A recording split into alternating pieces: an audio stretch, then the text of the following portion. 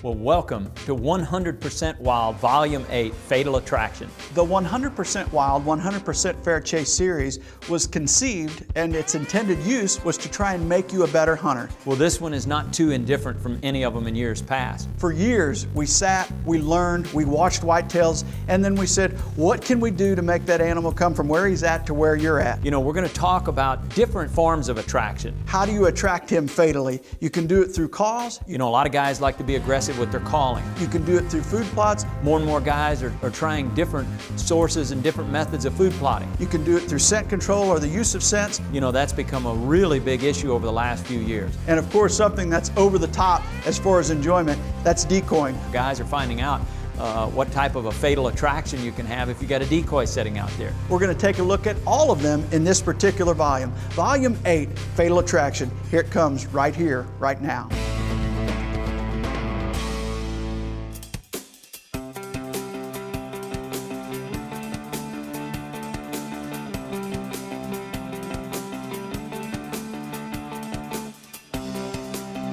Mid-July, it's hot, you're sweating, but you've got to get those wildlife eyes out. Let's see if we can get some footage. It's so important to take good notes, because if you run a lot of cameras, you'll forget. I've learned that I have to take very good notes because my mind won't keep up. I had one spot, a hidden little bean field down in the bottom, put the wildlife eye out. I couldn't wait to see if I could find some bucks on a new farm there in Missouri. Next round of footage answered that question. There was my big 8. He is a giant. He's one of those bucks you just dream about, and he's got a couple running buddies that look pretty good too. Now, it's time to strategize. Where can we put that tree stand? You know, here it is, the hottest day of the year, 101 degrees. It is absolutely smoking hot, and we're out here hanging stands, but we've got 3 shooters coming to a wildlife eye right here. We got a green bean field. Come bow season, that's going to be turning to yellow. Palatability is going to go to the bottom. We've got to have something there to put those deer onto. Green to green. Green beans, green biologic. Those summer food plots, you gotta love it. Perfect scenario. Go in, mow the beans down, do the disking. I want to limit my intrusion. I want to get out of here and let these bucks settle down, find this food plot, and naturally start coming to this area. Now I'm going to get a little bit creative. I'm doing a project for Dream Season, Land of the Giants. I'm going to make several different rustic signs. I want to see if I can get some of these bucks that are so regular to this field to come to this sign. Plan worked like a charm. They were there.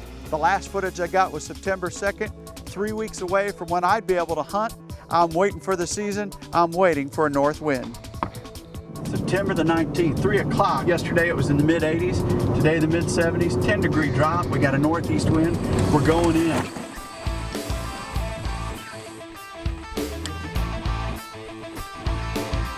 Off we go.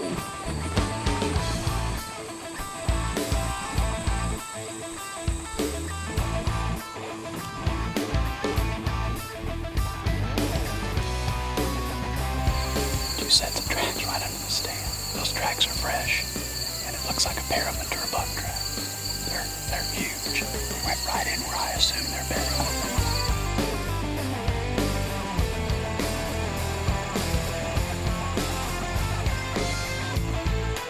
Does, turkeys, everything was moving. Now would one of these big boys show up?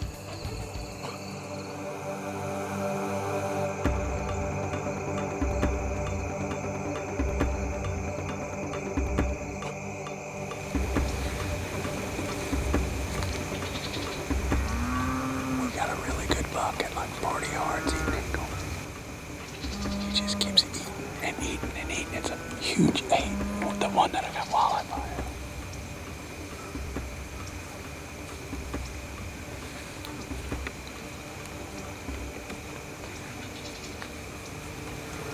He's just standing there eating acorns. He's back here in the brush.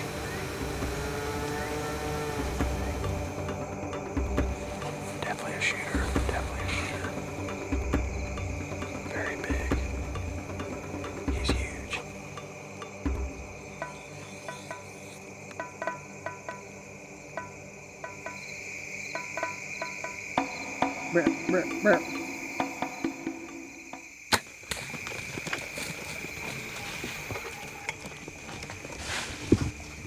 going down. Down, down. I can hear him back here. He's done. That's that huge 8. I've got so much wildlife. I had such a story with that buck. That's my first buck in Missouri in 20 years with a bow. I hear him now. He's done. Yeah. Well, we let him go about an hour. We've been sitting here in the dark just enjoying the evening. I'm pretty sure I heard him fall down, though. He went over on that other hill and just, that last gasp, and down he went. God, I can't wait to get down there and look at that blood trail, because I'm fairly certain I know what I'm going to see. Blood.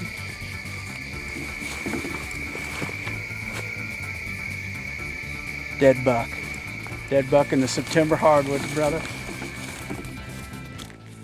Oh my gosh. Look at that giant Missouri deer. Oh, what a giant. Yeah, baby. My first Missouri buck in 20 years. It's a little hot, a little sweaty, got some bugs zapping us, and I really don't care.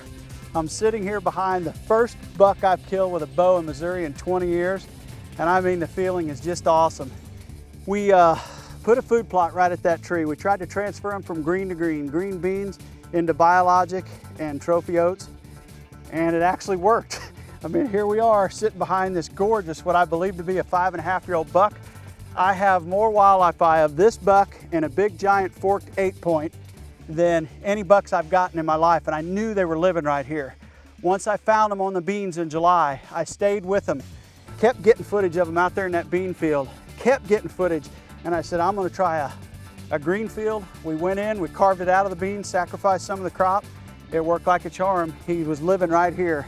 That's the power of scouting. We knew where he was living, and by golly, we are sitting behind a gigantic 8 or 9, if you count that little G4, but he's a big old rascal. Hit him good. He didn't go 70 yards and he was down. Awesome, awesome start to the bow season. What a great ending to an unbelievable story. All the wildlife eye, all the planning. New spot, first time in, lucky, just lucky. Happy to be sitting behind that beautiful Missouri buck, my first buck in Missouri in 20 years with a bow. The conditions are here again. Was lucky enough to shoot that buck. My tag is filled. Iowa's not open. It's still bow season. We're gonna go out, we're gonna try and get the ultimate doe hunt laid down on film. I'm anxious to see if we can get some does coming into this little field.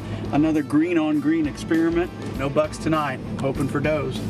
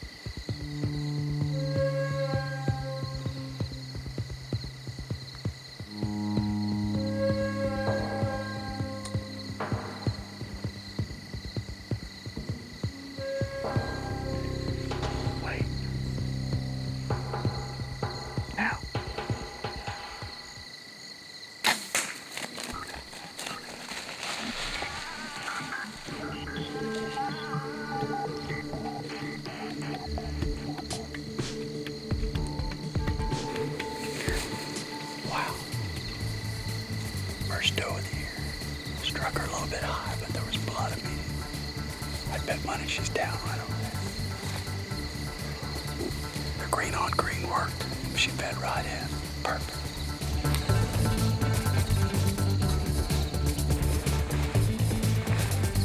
Blood everywhere. deer right in front of me. These beans got her hidden.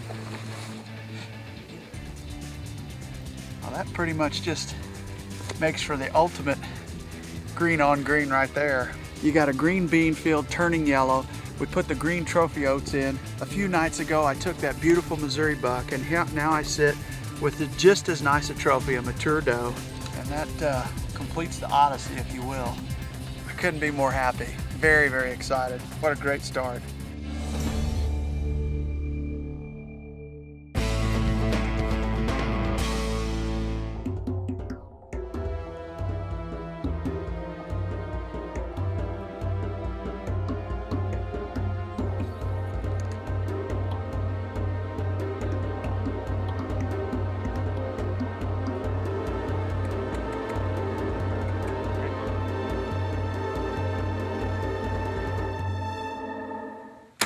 You know, don't ever be afraid to go afield and harvest more than one doe of an evening. If you have the tags and you have the availability and the conservation department affords you that availability, then by all means take advantage of it. If you don't have the means to store the meat, in particular freezer or locker or whatever, don't be afraid to participate in some of the programs. You know, they have the Share the Harvest program in Missouri. They have the Hush program there in Iowa, which is Help Us Stop Hunger. These programs are so vital. You know, harvesting does is a job, but it's a pleasure. It's a pleasure for us to manage our particular parcels. It's a pleasure to donate the meat to either a Share the Harvest program or a Hush program. There are numerous programs that you can participate in. It makes you feel good. I urge you to contact your conservation department and find out if they have a program or someone is participating in that program in your area.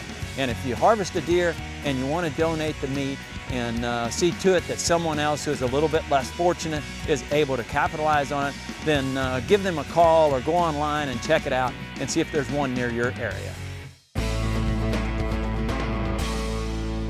I think if there's one single tip that I could give any whitetail hunter when it comes to calling, it would probably be to keep it realistic. The more realistic you can become with your calling, the more results you can expect. The pre-rut is probably the most effective time to call. You know, when they first start getting with those does and they first have an opportunity to smell estrus in the air, you know, you can get pretty aggressive at that period. During the rut, obviously when those bucks start getting with the does, you know, and let's say they've dropped a particular doe and they're out looking for another doe that's coming into estrus, by golly, you can hit them with a grunt tube, a snort wheeze, a buck growl, whatever you so desire, even rattling, and a lot of times it'll work. Last but certainly not least is the post-rut. By all means, try it then. You just have to do it very sparingly. You don't want to overcall to a particular deer because they've been hearing it all season.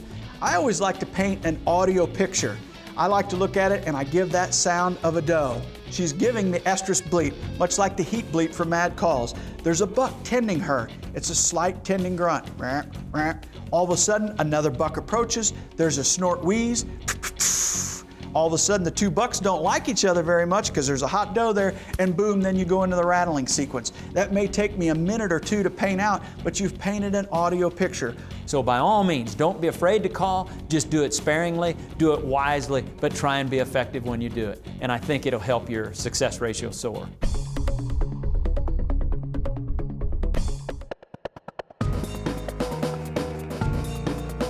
I came up from Arkansas on the 27th of October and I met Rodney that evening. We decided that we'd just sleep in the next morning and we'd go ahead and get out there, hang our sets, and get prepared. On the evening of the 28th, we got in there, we hung all our stands. It's our first afternoon in Kansas. Got about 45 minutes left of daylight. We were late getting in here. We could see a really long ways. Old deer comes into the field, we're gonna try to call them in. This is almost like an observatory stand. We're just gonna sit and make the rest of the afternoon. Guess you can't really expect a whole lot on the first day. There's a buck coming over the hill right there out the draw.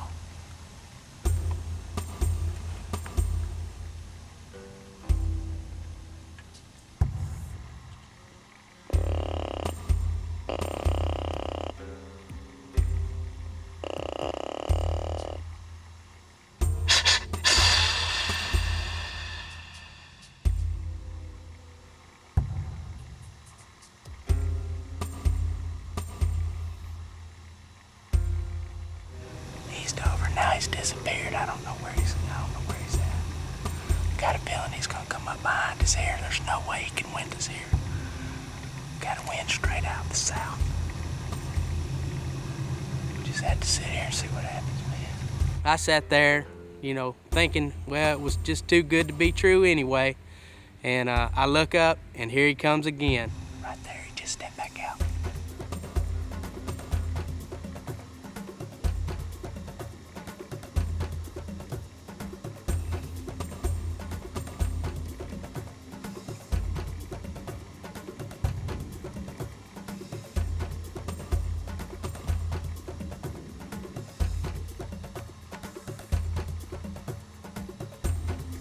From the time that he came back out and started heading towards me, it took him 20 to 25 minutes to ever get within an effective bow range.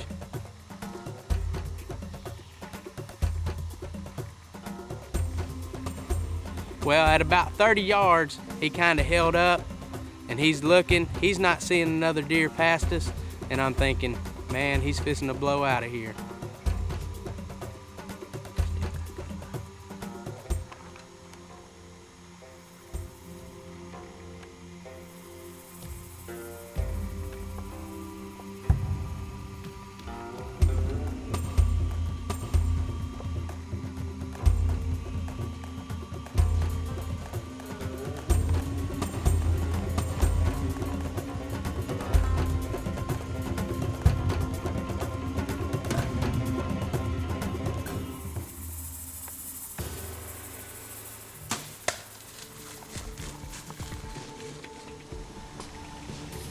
Yeah.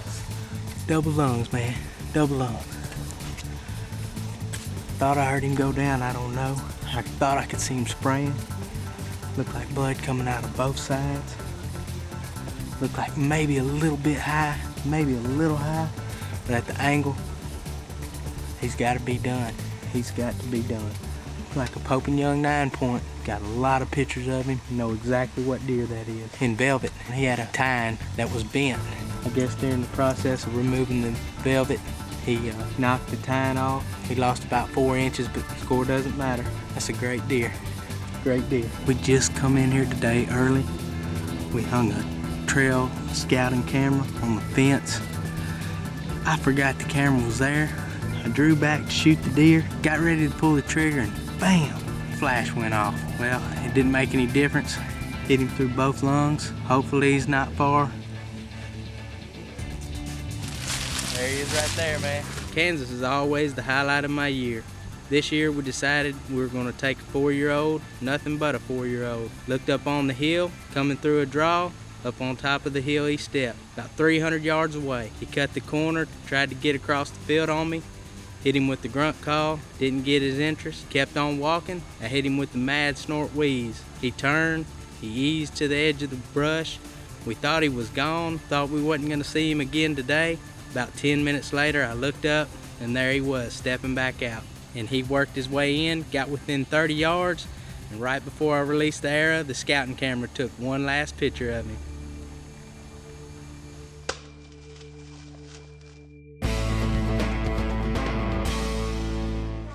Future hunter. There he is. Hope he's better than you are. Me too. Well, I've said it before and I'll say it again. I love my home state of Virginia, but when it comes to hunting giant whitetails, I want to go to the Midwest, and that's where we're heading right now. I ate my bow tag last year in Illinois. I do not intend to do it again. Well, just like always, it's a long drive, but we finally rolled into Pike County. We're now in Barry, Illinois, home of Hadley Creek Outfitters. We're gonna get to the lodge, unpack our stuff, shoot our bows.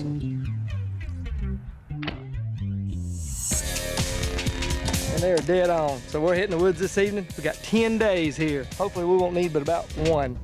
Stacy just dropped us off. We're getting ready to get in this little box blind. It's elevated. And we were up here in September and we watched, they were actually putting these up. From this set, it's almost, it's a 360-degree view you can shoot. The weather's right. It's about 55. And I don't know, hopefully something good will happen first evening.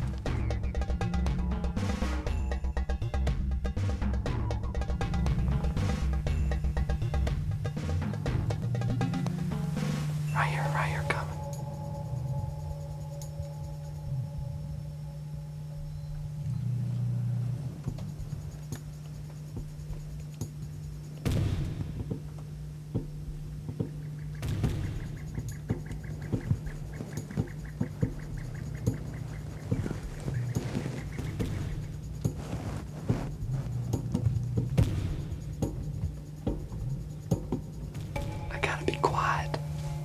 deer all over us. I think it was a 2-year-old. Came through chasing that doe. He's gonna be a slob one day. But not quite there. He was 15, 20 yards from this blind. And it's 5:15.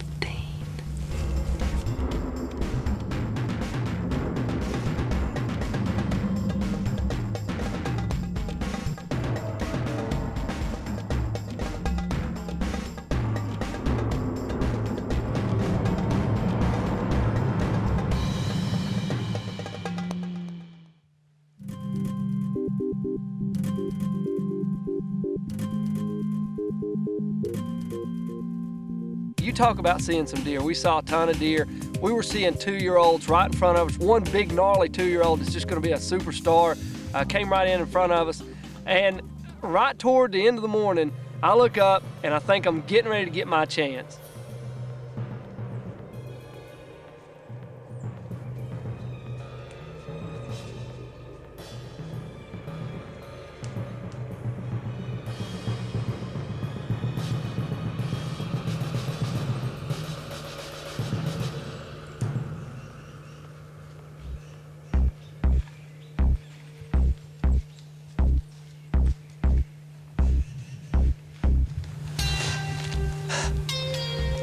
I gotta admit, that was pretty tough. But we're hunting one of the upper end management properties here at Hadley Creek. That was obviously a 3.5-year-old, but God, he had some mass and tine. I don't know. I know I did the right thing. He's gonna be a stud next year. Looking back, at the time I wished I'd probably taken the shot, but looking back, I know I did the right thing. We ended up going to another set on the farm. This particular farm's called the Racetrack, and we had a nice 4-year-old 8-pointer come in. He was nudging some does, and we had a 5 or 6-year-old deer come in, 8-pointer, and they were just too far off. So the next evening we decided to switch it up a little bit, and we took our decoys, the Flambeau Boss Buck, and then we had a bedded doe. In case this don't work, it was Eric's idea.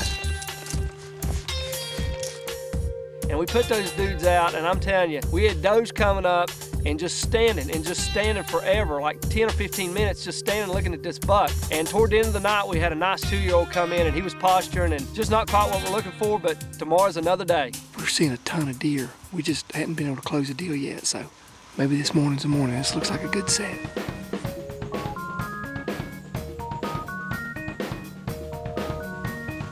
I'm kind of like a duck out of water.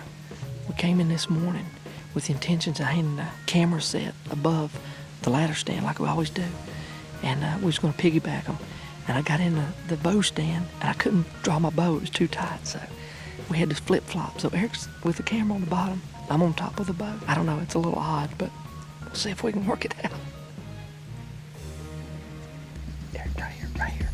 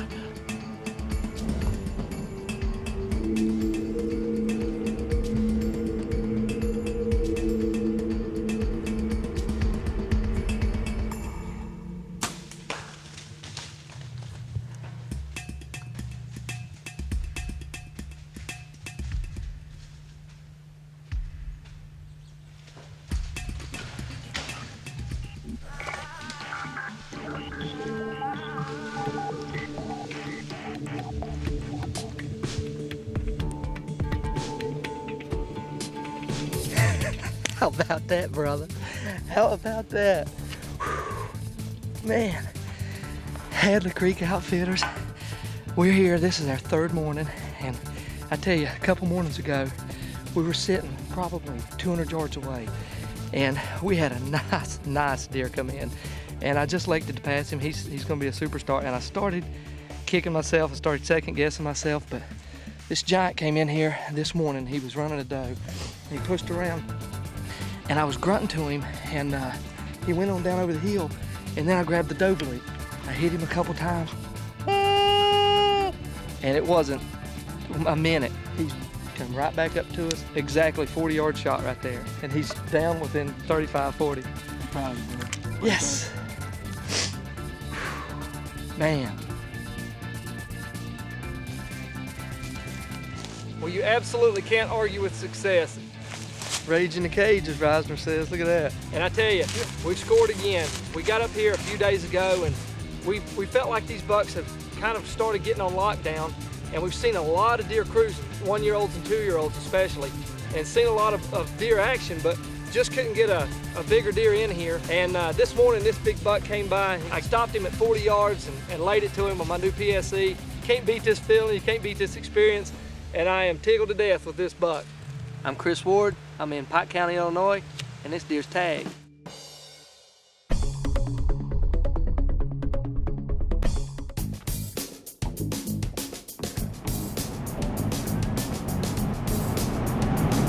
Well, it's the morning of October 31st. We've been on the road since daylight. Me and Doug's headed to Illinois to hunt the old familiar stomping grounds.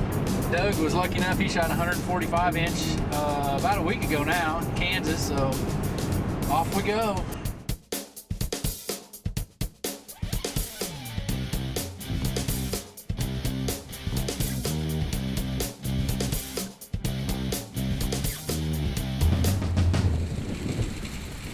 You better run, you!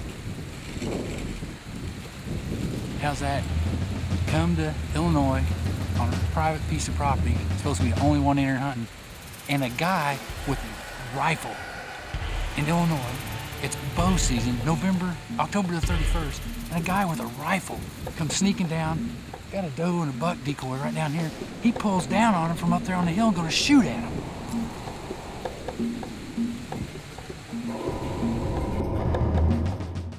Well, it's November the 6th, and this is next to the last day of our hunt. Doug was able to kill a nice buck this morning. We're gonna go back into the cut cornfield that we've been seeing all the bucks going back and forth across, checking scrapes. Hopefully, next time you see us, we're gonna be on a big old buck. So we're trying to trick him today. We brought in a ground blind and brushed it in. I mean, we made it look like a big old brush pile. Hopefully we'll get away with this.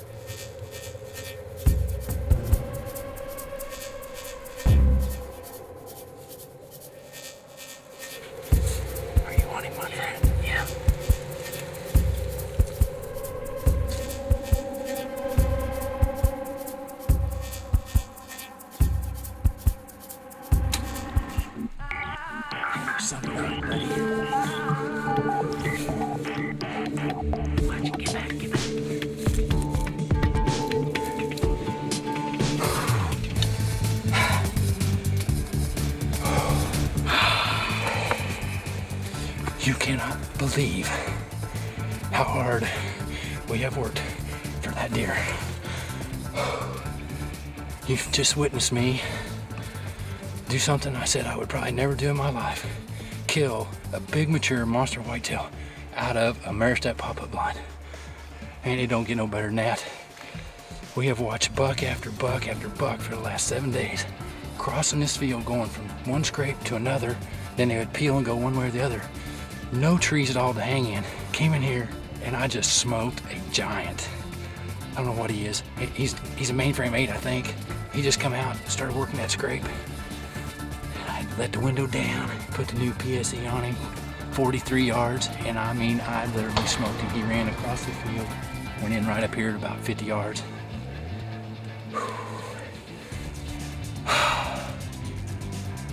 I guess you had record pushed. It's recording right now. I am one excited hunter. You know what arrow I shot him with? Which one, Thumper? This is the reason we've been hunting here. This edge, it just tore up with scrapes. Look at that bad boy. Are you ready for some of this? I do not even believe that.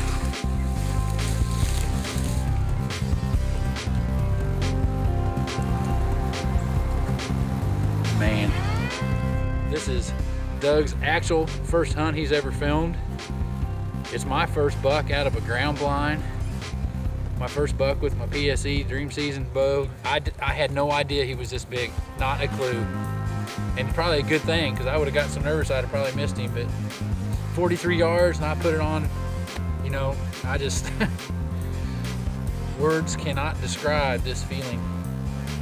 I don't know how mature a whitetail can get, but this deer is an ancient warrior. And all's well that ends well.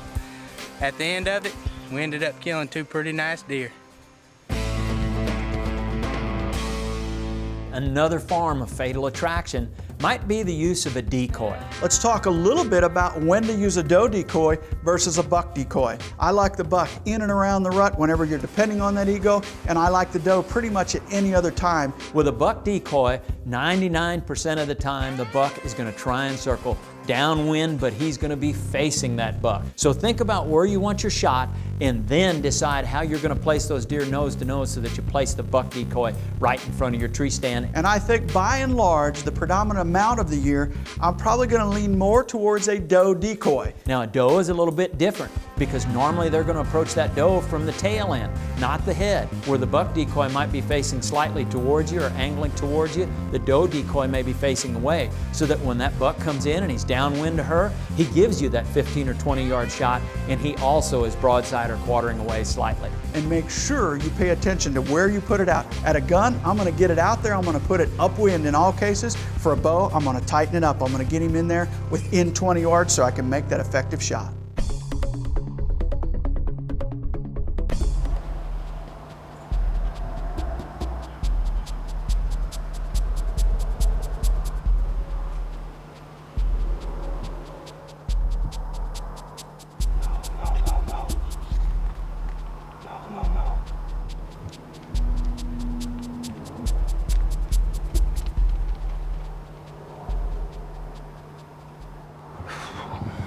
That's about as close as it gets. I had the deer. Cameraman couldn't see. 30 yards. Probably 135, 140. You hunt your tail ends off, and then that happened. We'd been up in Illinois hunting for 7 days and only had one opportunity at a shooter, and he actually came into a decoy. I drew back and cameraman's hollering, no, no, no. He couldn't see him because of a limb was in the way. And that was the only opportunity that we actually had. Decided to come back home because we weren't seeing any deer hardly at all. It warmed back up, and we'll hunt these 3 days before gun season comes in. No, I ain't gonna lie to you, I'm struggling right now. You know, we just got back from Illinois. We was up there for 8 days. Hunted the last 2 days and hadn't even much more than even hardly seen a deer. I got a buddy, Roger McMillan, and he gave me a call today, and he said, why don't you just run over and hunt my other spot? But this is a pretty tough place to hunt. It's a lot of open country, So this is an excellent place to use a decoy. So, you know, we're gonna take the Big Boss decoy up here this evening.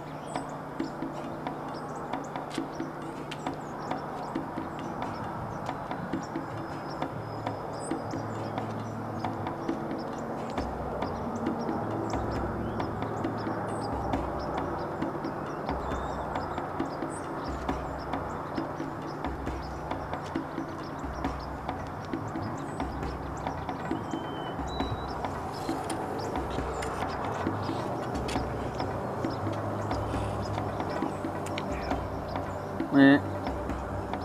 Meh.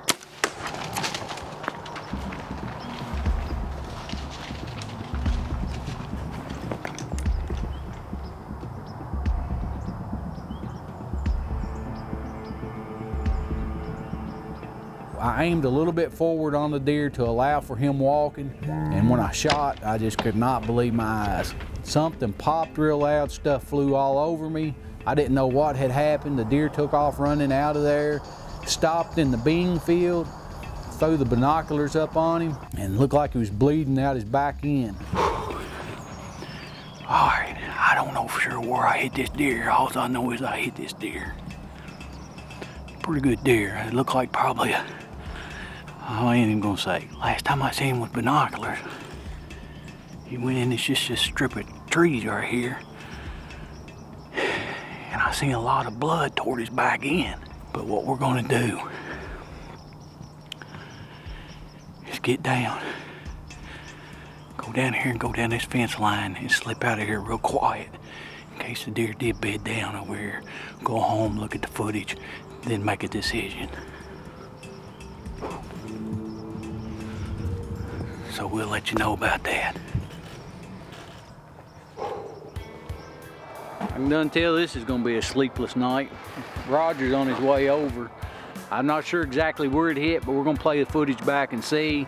You know, if it's in the back part, we'll go back in the morning. Whoa, whoa. Something sounded funny there.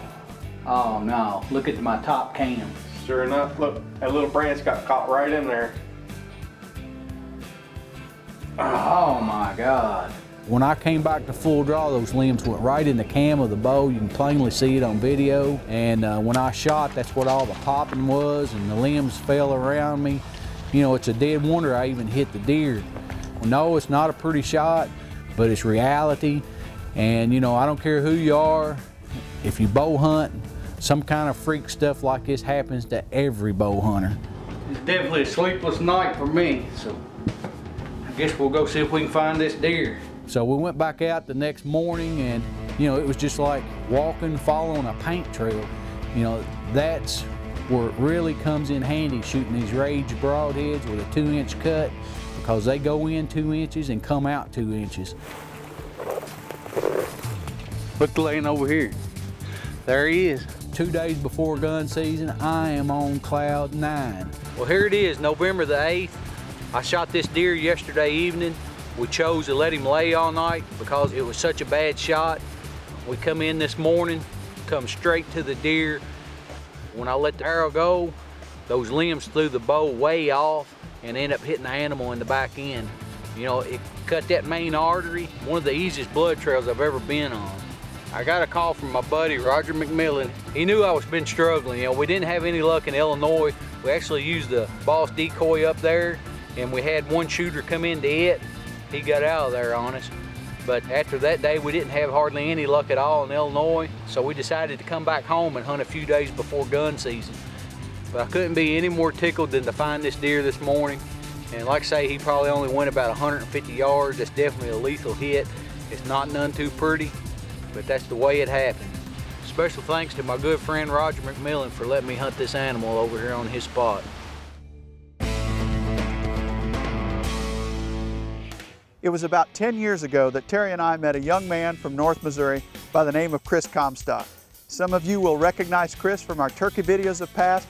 The guy eats, sleeps, and breathes turkey calling and turkey hunting. We also had a feature on Chris inside of Predator Madness. He loves those dogs, and it's one of the most interesting segments we've ever had in Predator Madness. This year, Chris Comstock goes for the hat trick. He's out in front of the lens once again, only this time he's got a decoy up, he's in North Missouri, and he's going after a mature buck.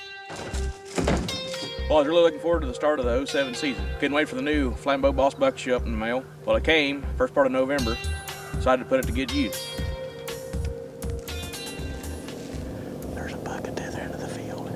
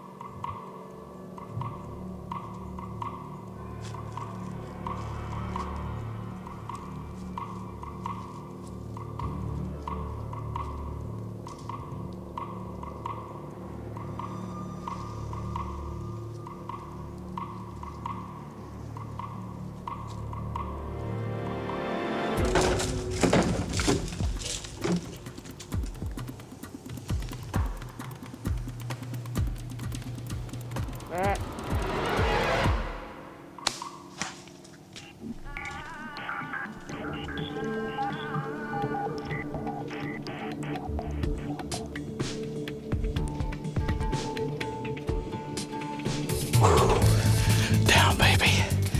He's not exactly what we're looking for, but I think that deer's 4.5. Just want to get him out of the gene pool night before opening day of rifle season.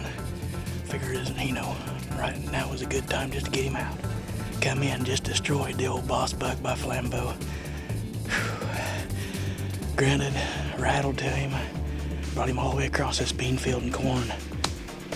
He's right down right up there, baby. Woo. Yeah. here we are behind this nice buck.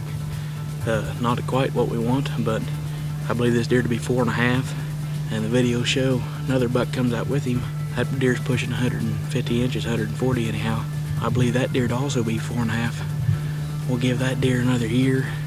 Pretty intense management on this farm, so I'll burn a tag on a buck like this just because he's not what we want around breeding the does. So he finally come out here and come into the old flambeau boss buck decoy. Without that, I don't think we would ever got him in there close enough to shot, but we'll go ahead and get this deer out of here, and gunning season starts tomorrow, boys, so we'll see what's in store then.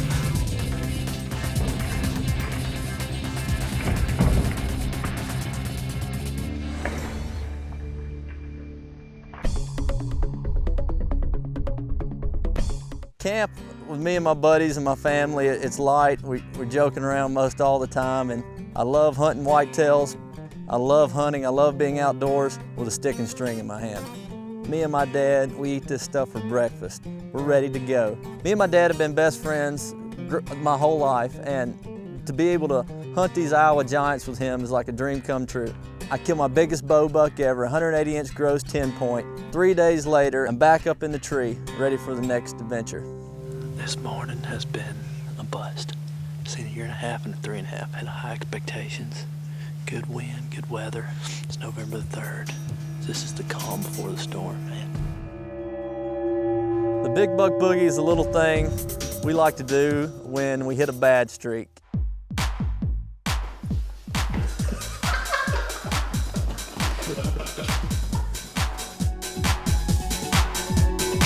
This year I was kind of training up a new cameraman, Little John. It seemed fitting we was going to name our decoy after Little John. He's big, strong, it looks that way, but you can really just push him over. He's rather fragile. I'm John Gibbs, but everybody calls me Little John. It's a dream come true. I get out here and see these big old deer, and just it's almost better to me to film them than to shoot them. This was his maiden voyage. He hopped up in a tree with me, and it didn't take long before he was filming the big boys.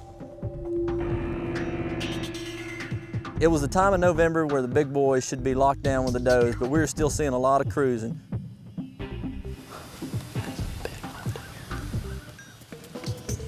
So we decided to go to a long strip on a bean field where we could get some visibility, and hopefully one of these Iowa giants would get a visual on our decoy.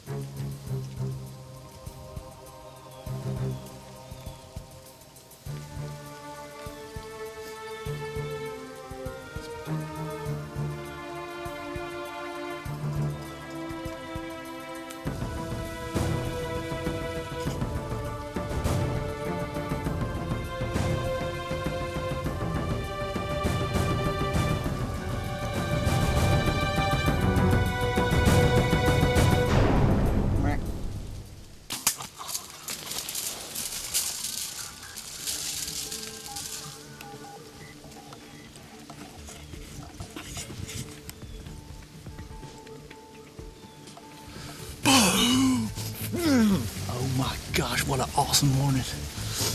2 shooters by 6:30. That deer came dead down into this decoy. We smoked him at 5 stills. He can't take that. He can't take a rage in the cage. We're back out of here, give him a couple hours. We put that rage in there and we know it ate him up, but I'm gonna give him a couple hours just to be sure. Let the sun come up a little better. This is Little John. This is is only his second time out with me, but we're now good buddies. Let's put him on a vacation somewhere sunny. I'm stupid, just come on. The decoy helped tremendously. Without that, this buck would have kept on cruising, but Little John was this buck's fatal attraction. We decided to give him a couple hours. I went back, got my dad, came back, and this deer didn't run 75 yards.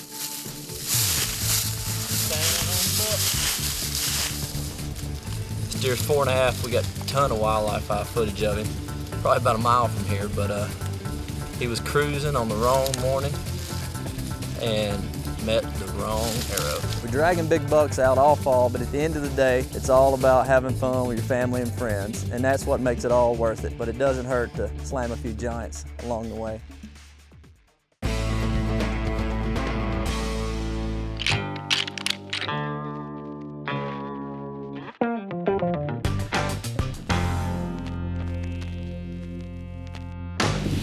We've been trying for 2 weeks to get a big old buck on video, so hopefully today's gonna be the day. I'm 52 years old. I'm an avid bow hunter. I can't wait every year till the fall comes. I live for it. I'd been hunting this clover patch, and for about 3 or 4 different hunts, I had this deer that would come out about 70 yards and would cross in front of me. And I tried to lure him in every way, and he'd never come. So I got me a decoy and I put it out. We've been trying for 2 weeks to get a big old buck on video, so hopefully today's gonna be the day. Maybe we can show y'all a good hunt.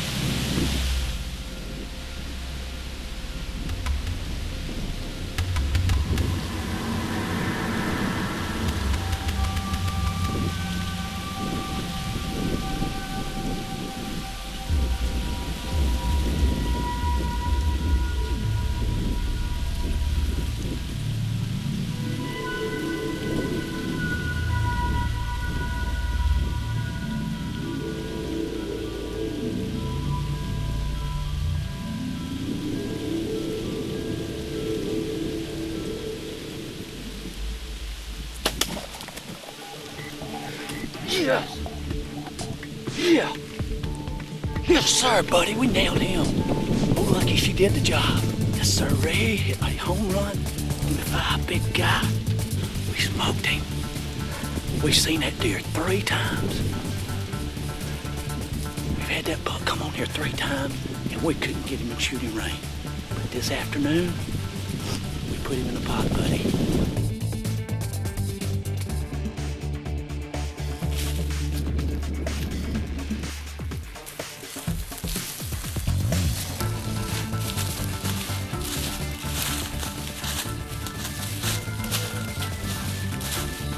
Very massive old deer. Really need to come out. He really tricked us a few times, but we put that decoy out and she drawed him right in. Great deer to take out. Very proud of him. When I walked up on that big guy and he was laying on the ground at 8.5 years old, and the biggest deer I've ever killed in my life with my bow, I was very excited. BBD, baby. The best part about deer hunting is having your friends and family to share it with. Good job. Oh yeah. Oh yeah, we got him on video real good. I like part shot. Lost his drop down, didn't he? Look at this. I'm Bobby Goodine. I'm 28 years old, from Noonan, Georgia. Been hunting whitetails most of my life. I've got an Iowa tag in my pocket this year. Gonna see what we got.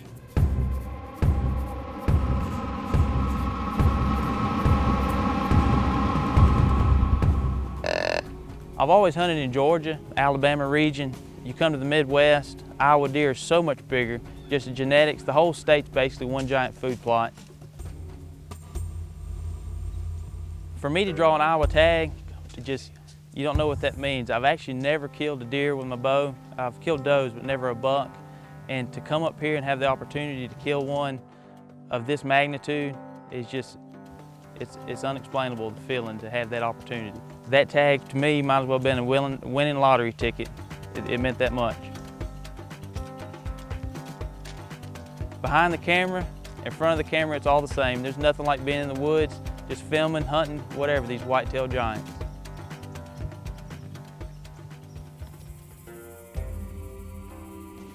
We're going tonight to a spot. We seen this deer last year, we almost shot him. Instead, we ended up taking perfect 10 that night, but he's on our hit list. He's a little bit bigger, same frame, just lost his drop, but I think he's 7.5 this year. He was 6.5 last year. Let's just say if he comes by us, he's gonna die. It's afternoon. We're going into a green field, going where the does are feeding. We're gonna set up a decoy and see if we can't draw something within range. We just got in the stand about 10 minutes ago. We've already got our first buck cruising. He's not the one we're after, but at least it's a good sign. We got our decoy set up. I hunted here this morning, seen some good deer. A good day so far. Let's try to top it off. Well, we just got the phone call. David Lindsey, guy's hunting with us.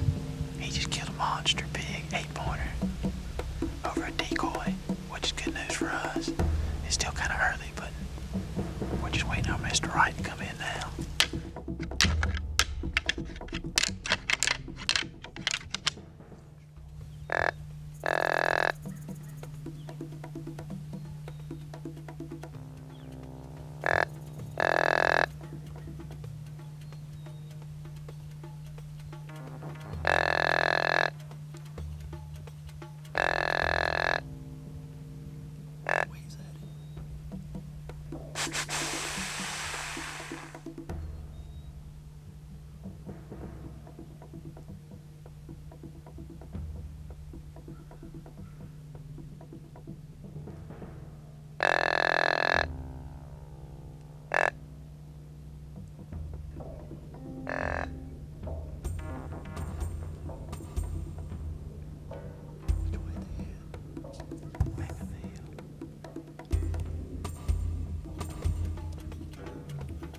So here I am, bow in my hand. I've waited all year for a chance to fill my tag. Mr. T jumps over that fence.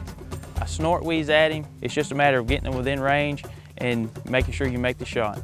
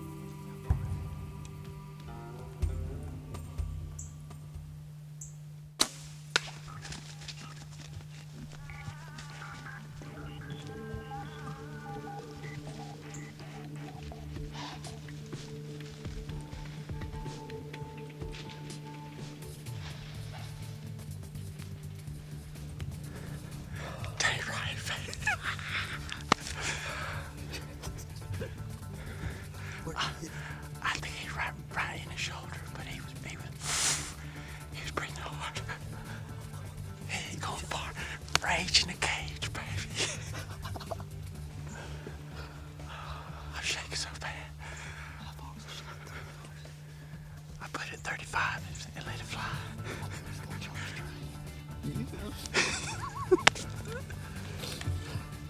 He can't take that. He can't take a rage in a cage, baby. It's blowing right now. He's dead.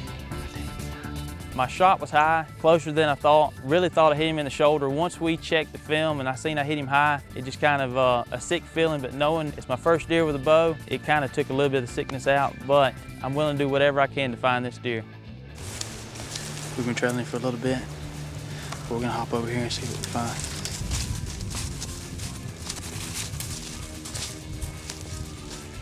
To finally put my hands on this deer, to hit him high, to have a sick feeling in your stomach, do everything you can to find this thing. Once you find this magnificent buck, it's a feeling that's undescribable. My first buck ever with a bow, first time I've ever drawn back on a buck with a bow. Let's just say I'm a little bit excited. That flambeau decoy just brought him right in. I just snort wheezed at him and there he came. Hunting's always been a life pleasure, I guess, for me, just hunting in general.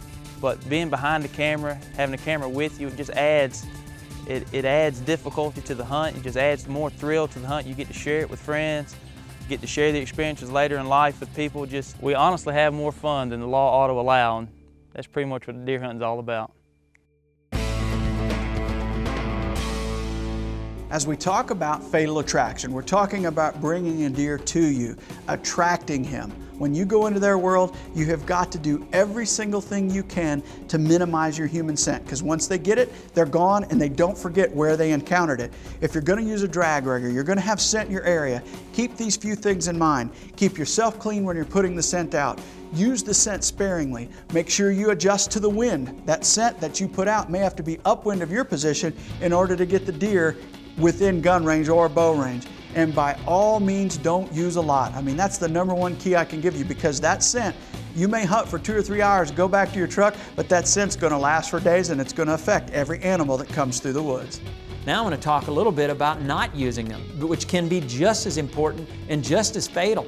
And we go down with the body lock system with scent blocker and scent shields. Typically, early season, September and October, man, we start doing the body wash and the shower and the hair gels, and we make sure that our clothes are charged, make sure they're clean, make sure they're washed. Everything about us is scent-free and scent control. Well, as the season progresses, it's easy to let your guard down. So, you know, if you're going to start using scents, it's one thing. But if you elect not to use scents and control your scent, much like we do by body locking, then you have to stick with that regimen and you have to stay committed. Trust me, we get lazy just like everybody else. But in the long run, it always pays off to stay committed. Mid-October, Jeff and I came into a spot that we'd hunted a lot last year, had some good footage, good encounters not long after getting in the stand. And boy, to our amazement, in the corner of the field, a deer walked out that really got us going. We ended up nicknaming this deer the G2 buck, split G2s, probably a bona fide booner.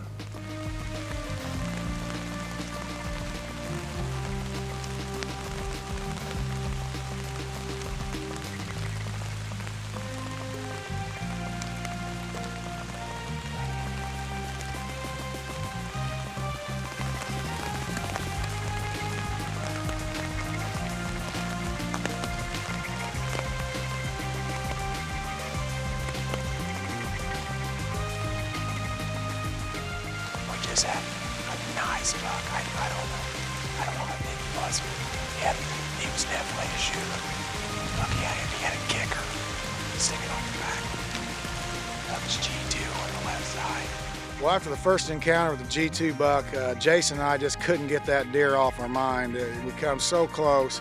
The next good opportunity we had, we moved up into the corner where I had a stand last year, set up in there, and wouldn't you know it, the first night in, here he was.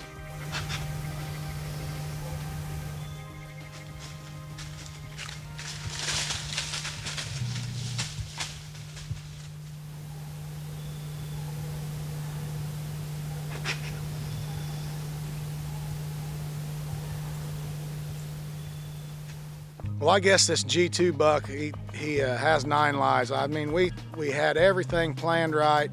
The buck comes in with a doe, and wouldn't you know it, he was around us for probably 20 minutes. Jason laid down 20 minutes of good footage. It was starting to get dark, and he never did present us with a shot that we felt comfortable with. Well, November the 10th rolls around. Jeff and I are both excited. We now have 2 big bucks working this area, the G2 buck, the Big 10. Well, fortunate for me, it was my turn to hunt that evening. We had a lot of work to do.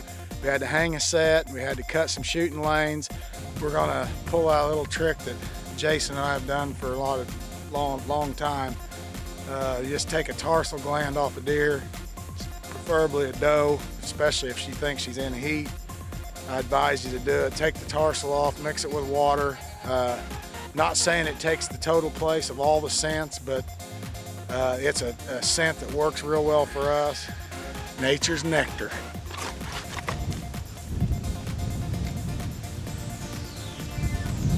Well, Jason hung the set.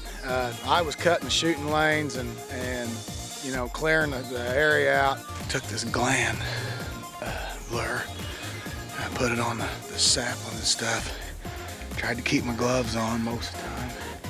And this big white oak over here, I like to get it up high so that scent cone's pushing out. We're playing kind of a bad wind anyway, and hopefully we can get something to stop and hang up in here, give us a shot. It's November the 10th. Jason and I are in here in one of our spots where we've had two real good encounters with a split G2 buck. While we've been hunting him, we've seen another buck. He's a nice big 10-pointer. We're thinking 150 inches. We're gonna roll the dice and see what happens here.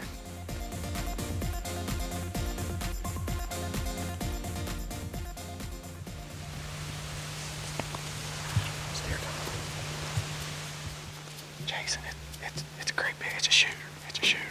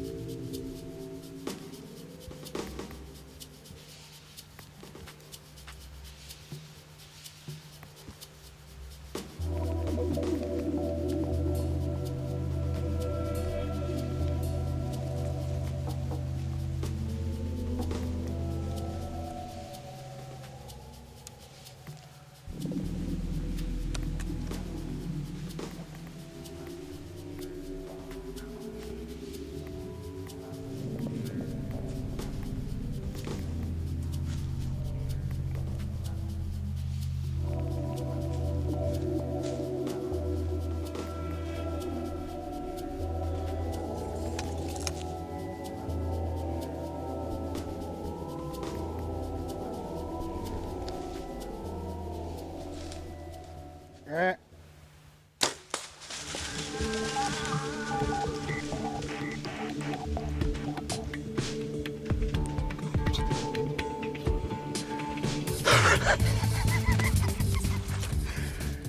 Oh, that's a big one.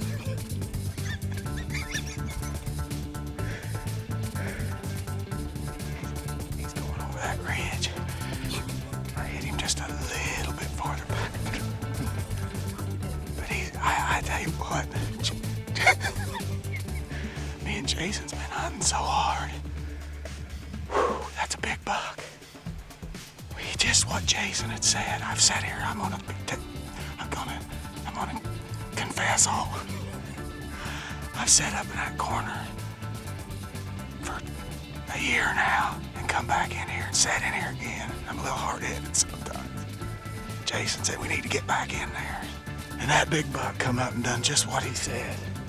And I just cut some limbs, put some scent out as a secret concoction of mine and Jason's. We'll bottle it later. And that buck come up here and I smacked him.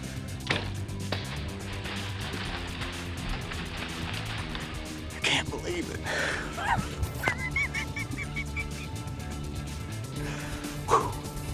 It was dark, we get down, we go look for the buck, and when we walk up on him, we're not a bit disappointed. There he is, right there, look, right there he is. There he is, Jason.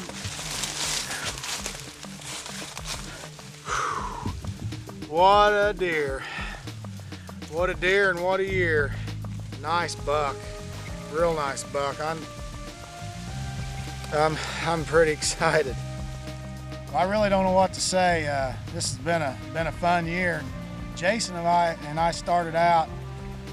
We had an encounter with a real nice big G2 buck. He's bigger than this buck here. We started hunting him, and then while we was hunting him, we was playing just like a chess game. We'd move in, he'd move. We had several times. I mean, we had two real good encounters. Had him underneath us, around us, just couldn't get the deal closed. Jason talked me into moving back in the brush last night. I was a little bit reluctant because of the wind, but you know, he said we gotta throw it all in here and see what happens. We moved back in, hung the set. I was cutting lanes, Jason was hanging. the whole time we're sitting there, I'm questioning the wind, and Jason taps me and says, "Look, here comes a deer." And I looked at it, and right away I could tell it was a shooter. I grunted 2 or 3 times. The deer committed. He come in downwind of us. We had a little scent wick out. He was smelling it, committed up into it, and put the shot on him. And I just can't wait to see what the rest of this year brings us. We've been having a great season here in Illinois. Although we didn't take the G2 buck, hunting this farm has been like a game of chess, and we've had some real good encounters with that G2 buck. Of course, we come across the Big Ten. Jeff and I are working our tails off to get in the right position. We make a call to go all in, and it works out. And I feel like Jeff and I can say checkmate.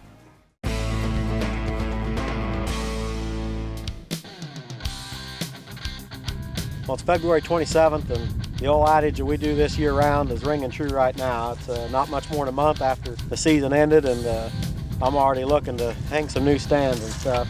The thing about this spot is it's in real tight with where we think that they're bedding.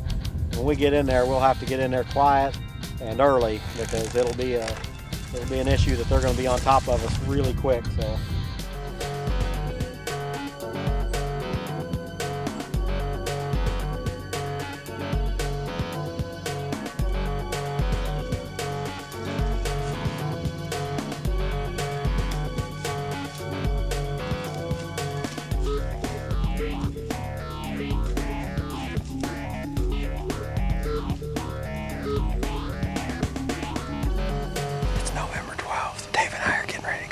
Spot that we picked out and hung the set back in last February.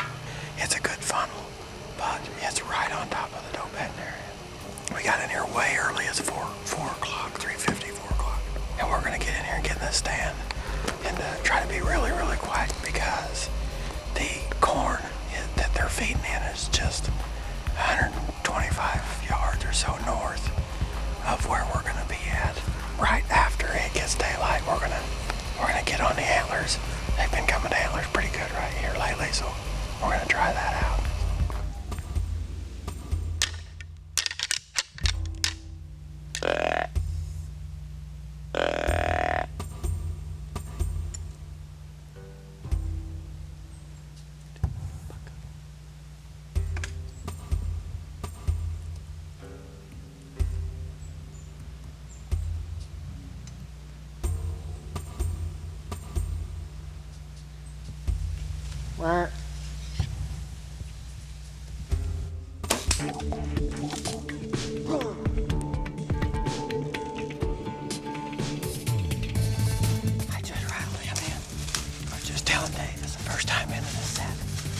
Set this thing last February.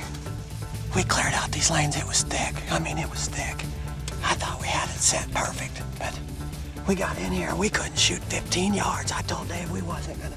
I said, if we got to shoot the deer, it was gonna be right below us, and that's exactly what happened. I can't believe I spine shot him, but I did. I'm sitting here riding high, and Dave gets my attention and says, "Hey, there's another buck coming." And I look up, and there's no doubt this buck is mature. This buck, he was coming in looking for a fight. He was really aware of his surroundings, and he just was locked in on us. I really wanted to give that bow up to Dave, but there was just no possible way. It's November 12th, and Dave and I went into a set that I'd set in February. It had grown up. It was real thick around us, and I told Dave early on that we was going to have to rattle to try to get him in close, because I didn't think I'd get a very good shot at anything past maybe 15 yards. And it wasn't a minute, and this deer came in on us. He caught us by surprise. He came in from behind us. Dave told me he's on him. I made the shot. I hit him high, dropped him right in his tracks. No longer than I had this deer on the ground, I hear something, look up, and there's another big buck that had responded to the rattling too, and he was coming in actually from the downwind side. He was going to try to switch the bow and the camera, but he caught us, looked up at us. He knew something wasn't right, and he just turned and walked off. And man alive, what a great hunt. We're rolling on a high right now, and we're hoping to continue. We're pretty excited, and we're expecting good things for the rest of the year. Man, food plotting What have we not covered? Let's sum it up a little bit in a nutshell. Well, there's a time and a place and a strategy. We call it food plot architecture. And something that I've been focusing on is trying to transfer deer from green to green. Well, there's also a method in which you want to hunt and where you want to hunt, depending on whether it's early season or late season. Particularly here in the Midwest, where they're so in tune with those bean fields. Those beans are generally about to go dormant in and around the start of the season, mid-September to early October. That's when you've got to replace that green food source with another green food source. I'm going to either replace it with trophy oats from Biologic or Maximum or potentially Clover Plus. I'm looking to set it up for a north wind situation. The bucks that we've seen, the mature bucks that Terry and I have seen in September and October, typically if they're going to show themselves, it's right after that front blows through.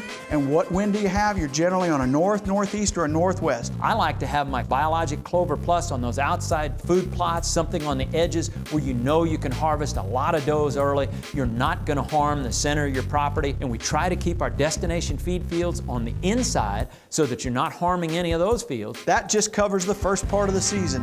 What about the rest of the season? You're probably shorting yourself if you don't plan for a September, October, November, December, and January strategy. And make sure you plan for a variety of wind directions.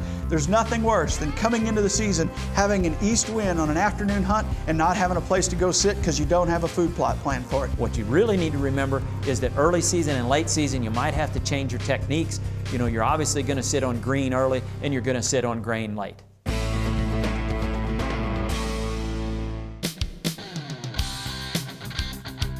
In Missouri, the end of October typically is a pretty good time of the year to hunt and to catch some big mature deer on their feet. Well, it just so happens it also is the youth season there in Missouri. It feels a little awkward every year to break out the orange and still be bow hunting, but it's part of the rules and we don't mind abiding by them. Brad and I will get in the set, in the tree, and then maybe you could sit at the box blind and just kind of get that stadium seating. Well, we elected to kind of bust up a little bit and do something different. Mike's in a box blind, Brad Clement and I are in a tree stand, we're hunting with the archery tackle, and we're just waiting for that big buck. Well, we're staring at a spot what seemed to be for an eternity, just waiting for the deer to come out, but we just so happened to have a doe that caught our attention, a little 1.5-year-old buck on another field, and as they always do, the big buck slipped in on us. This looked like a huge buck, just an enormous deer. Big old white gray face, looked very, very mature, had the stick going through his horns. I thought that was a little irregular, but it was kind of something unique. Unfortunately, Brad Clement and I both kind of got caught and we weren't able to get on it, but Mike was in the box blind, so he was able to capture it all. He's got Brad, he's got myself, he's got the deer, he's got it all.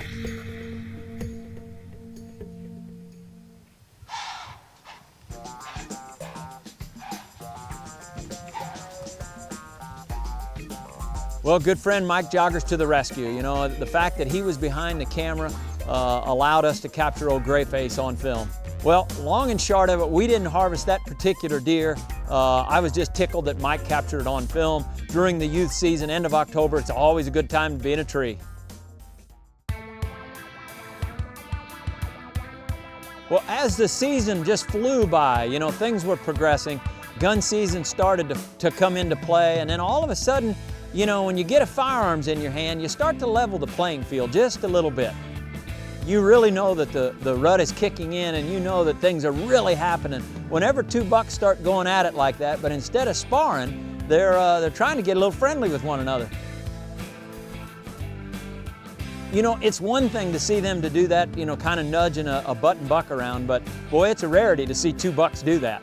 Sometimes that's the cool part about sitting over a Biologic Maximum field. You get to see some things you wouldn't normally see.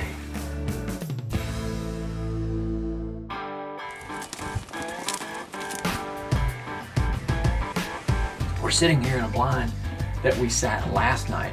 It's a scent-proof box, and we're going to find out whether or not it works, because the wind is absolutely blowing the wrong direction. It's blowing right into the timber. But I came here for a reason, because there's a beautiful, lush Biologic Maximum field in front of us. There's a Biologic Clover Plus field just across the creek here. We've got security cover literally on all sides. Our theory was, well, if we didn't see a shooter here last night, the odds are a little higher that we may see one this evening.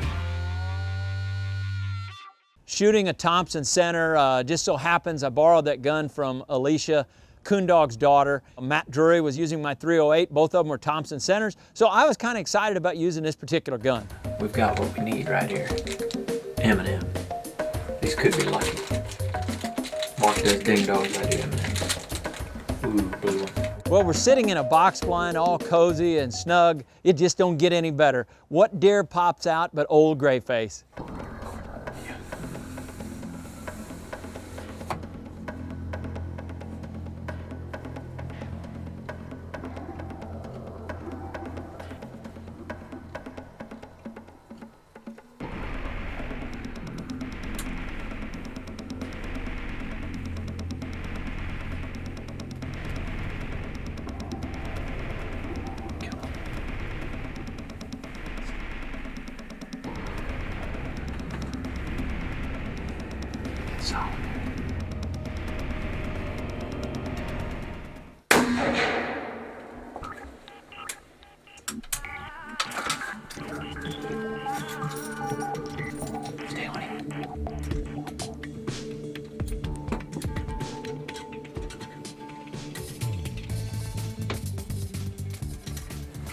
Well, it felt good.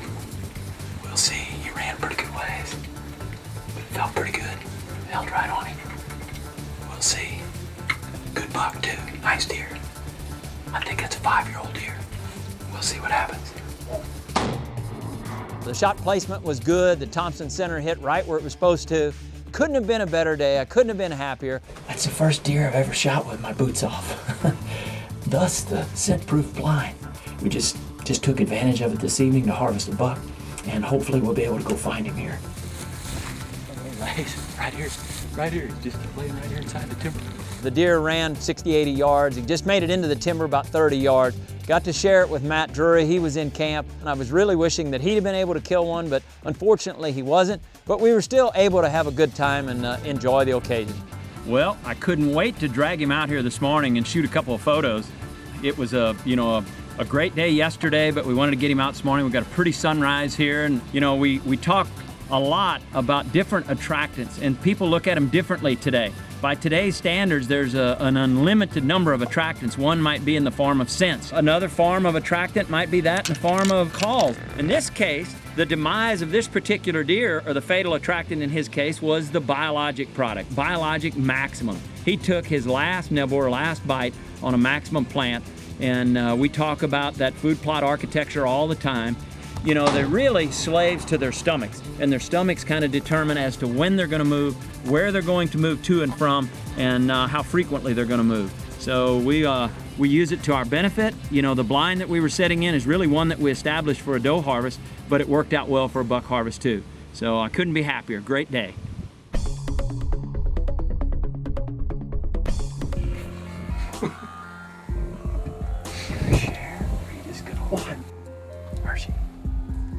Well, Mike and I are longtime friends, have hunted together for years. He's one of those guys, when you ask for a little bit of help, he's always there. He's a great worker. When it comes to harvesting does during the antlerless season, he's the first one to pitch in, whether it's field dressing a deer or, taking deer to the processor. Mike's always there, always has been and always will be. Well, now gun season has passed. Mike Joggerst is still in camp. He's hunting with a muzzleloader here in Missouri. We're hunting on my farm, and I still am hunting with the archery tackle. I had harvested a deer with a gun, and I've still got a bow in hand. And in Missouri, the regulation is that you're not required to wear orange. So Mike and I knew where each one was. Mike was wearing orange, I was not. We knew exactly where each one was, as a matter of fact. I was really pulling for him, hoping that the muzzleloader season would turn out to be pretty good for him. 2 bucks after a doe. The chase is on, boys. Look at them go.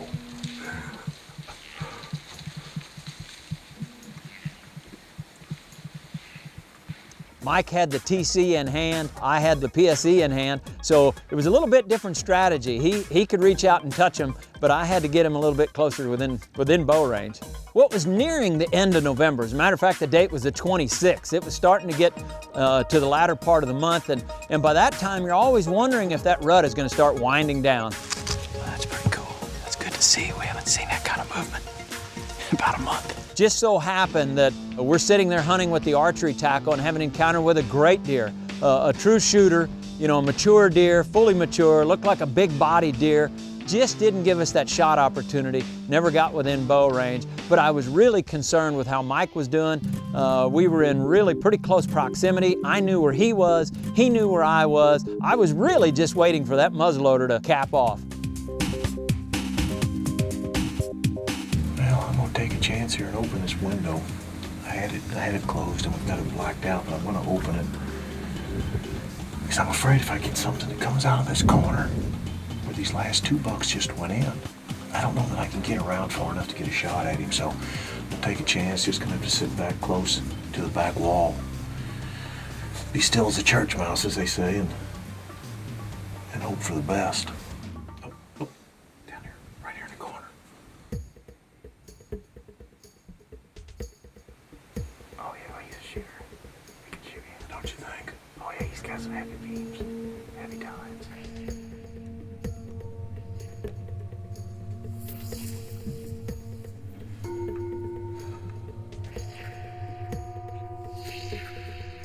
Don't you think?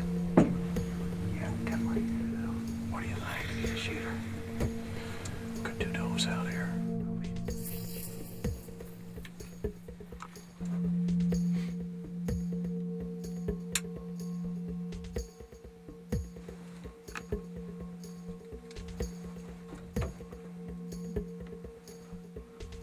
You want him? Yeah, but let him come.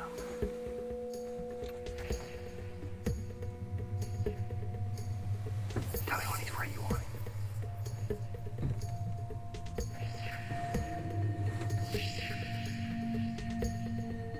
All right.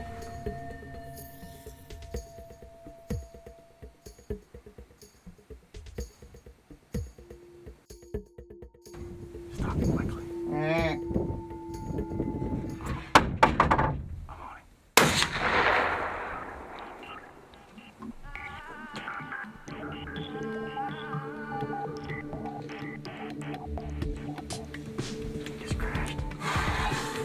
Oh, can you believe that? I can finally breathe after 6 weeks. I went through bow season, into rifle season, never saw a mature deer. End up in muzzleloader season. It's my last evening here. Needless to say, the opening the window helped. He steps out down here. You know, I stop the deer in the chair in the back of on the other side of the blind, hits the deck, and I pull the trigger, and away he went. And my Thompsons did a very good job. Actually, this is my first deer with a muzzleloader. Now I gotta wait for the teacher to come back and pick me up, but I'll sit here all night, I don't care. Couldn't wait to get out and go see what he'd gotten. You know, we got together after the sun had fallen, you know, we waited till the sun went down and gave that deer some time. Horns right there, forget the blood. Oh, look at that. Look at it. Well, looks to me like an old buck for an old man. Jeez. Well, I'll take an old buck every day then. Great deer. Yeah, Good job. Good mature deer. It's what I've been looking for. Well, you know that. That's what we look for every time we get in the tree. And I don't think there's any question. He's fully mature. The head on that thing, my gosh. And you don't pick up mass like that until they're mature, particularly on this farm. That's a great deer. And he's got mass all the way through his tines. They're almost knife bladed, the tines are. So he's gonna score well. He's got sharp G1s, but he's awfully that good. hurts him a little bit, but who cares? Who cares? Nobody. Not when you get a mature one like that. As far as I'm concerned, he's beautiful. TC did his job. Yeah. Looks like you double lunged him. Right. And he was about, I was shooting at, practicing at about 70 yards, and that's about what he was standing, and I held dead on, and he didn't go 100 yards. Well, you got a tag on him. You did the job that you needed to do. Now we really got a job. We got to get him gutted and get him out of here. 2 old men to drag one old deer up the hill. He's gonna make us a little older, isn't he? Let's get out of here. Good job, man. Great job. Thank you. I couldn't have been happier for Mike. He's been a long-time friend, probably my best friend. He harvested a nice deer, big, fully mature, big-bodied deer. I was just tickled to death. Well, it's finally came around. It's hard to believe it's been a year, but this is the hunt that I look forward to the most. That's mine and Evan's annual father-son hunt. Well, here's to the start of another long drive up to the farm, the second shotgun muzzleloader hunt up in Illinois. And it's about 5, 10 in the morning, and hopefully by this time this evening we'll have done had us one. That way we can have a little R&R for the rest of the trip. As we came into St. Louis, we had a little snow on the roofs, and we thought, oh no, here we go again.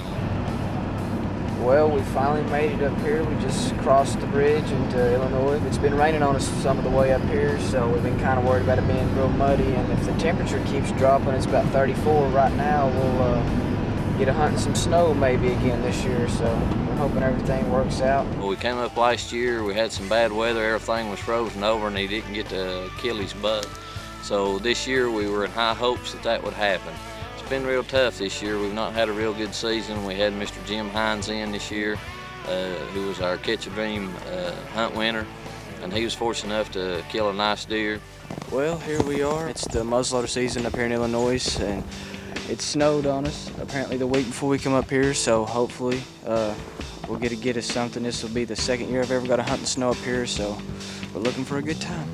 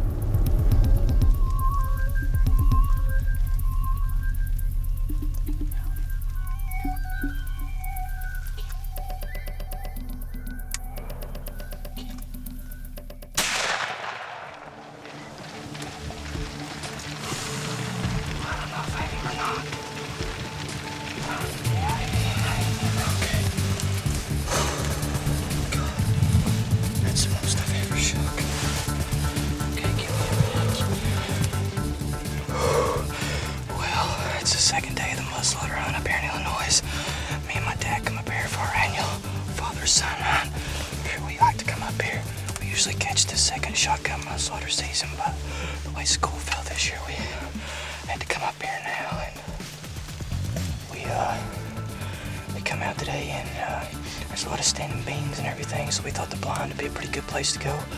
When we first got out here, the blind was covered in ice, and we had to take the gun stick here and kind of scrape away at it. We didn't know if we was going to get a hunt this evening or not, but luckily it came through, and we got the blind open up.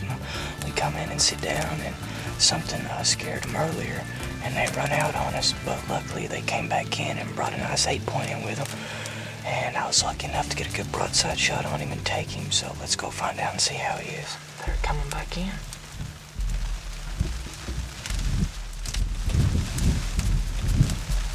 want me to reload it and get you though? I don't care, it's up to you.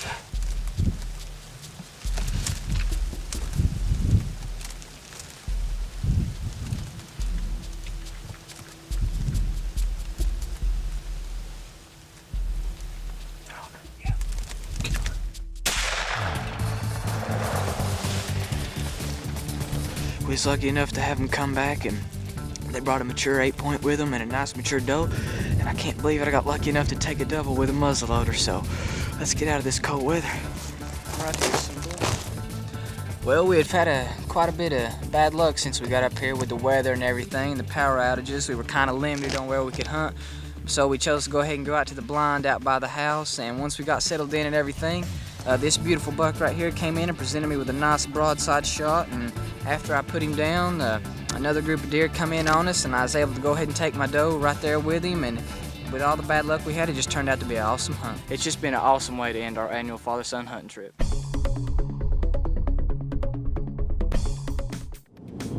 Not every day you get to go hold a 203. Can't wait to see this deer. It's always good to see blood on the tailgate. We're going to see the big buck killer.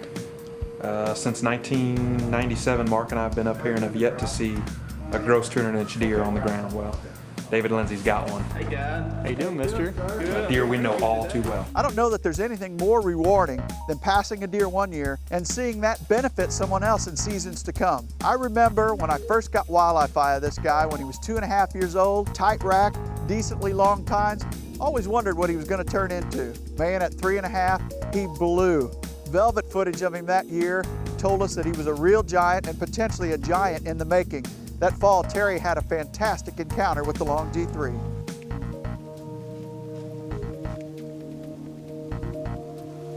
I'm hunting here on Mark's farm, and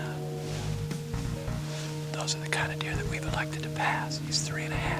He's going to be a beautiful 4-year-old. He'll pick up another 15 or 20 inches.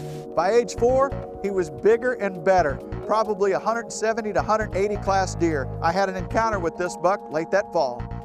Had a gun in my hand. We tried to stick to 5.5s and older. Boy, it was sure tempting, but I let him walk. Boy, it didn't take long into the velvet scouting to see that my decision might have paid off.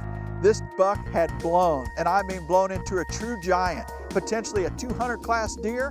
Now he's 5.5 years old. Here's the story of the long G3. Heading in this late season, the lone G3 buck is 5.5 years old. We got a northwest wind, and if it didn't happen today, it would probably be next year before I'd have a chance at him again. It's the first time we've set this stand all year. It's 18 degrees. We just got 4 inches of snow this last couple of days. We got about 3 acres of sorghum planted just to the south of us. We been here just a few minutes and we already got 3 deer in the field. That's why I'm talking low. So it's gonna be a good afternoon. We got good deer movement early. This will be a good day. He just broke up a little bit. Got a bunch of small bucks in here. We're hoping Mr. Pig comes out tonight. We're gonna put the hammer down on him.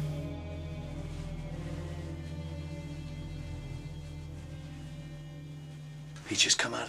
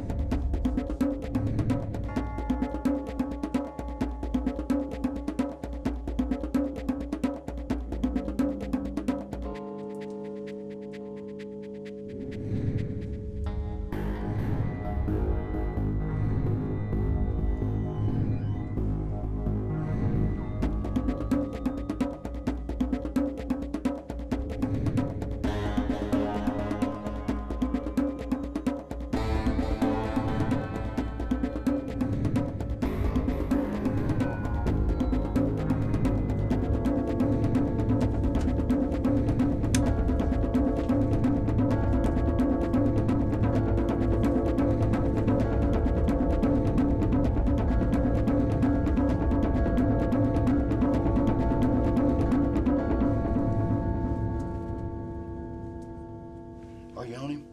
I'm on it.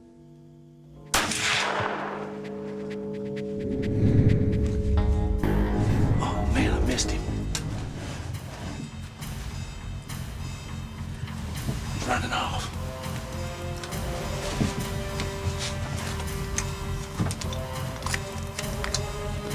Oh man. He's still there.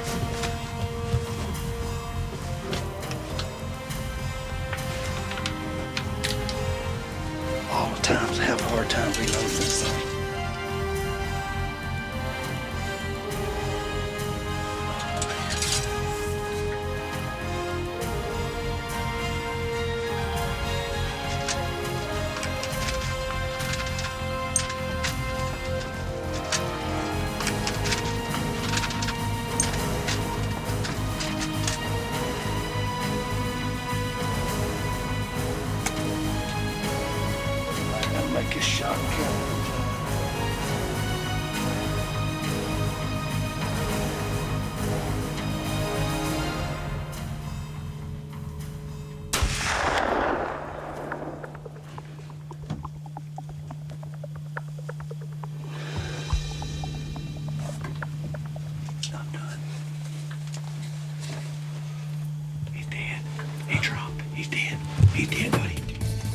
Oh, man.